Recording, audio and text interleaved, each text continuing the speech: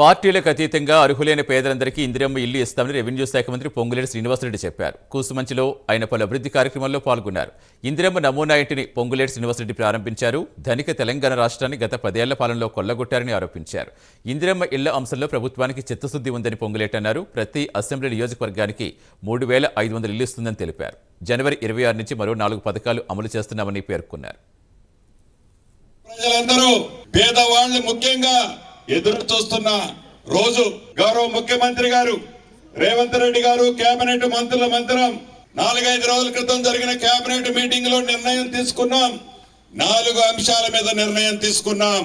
రైతును రాజు చేయాలని, ఒరేస్తే ఉరి అని ఆనాటి పెద్దలు చెప్పిన దానికి భిన్నంగా రైతు పంట పండించి మేసాలు మెలేసుకునే విధంగా రైతు భరోసా కార్యక్రమాన్ని కూడా ఈ ప్రభుత్వం ఇస్తుంది. అది కూడా ఏమీ నిబంధనలు పెట్టడంలా కొండలు గుట్టలు వాగులు వంకలు రియల్ ఎస్టేట్ కి మార్చిన భూములు తప్ప వ్యవసాయానికి యోగ్యమైన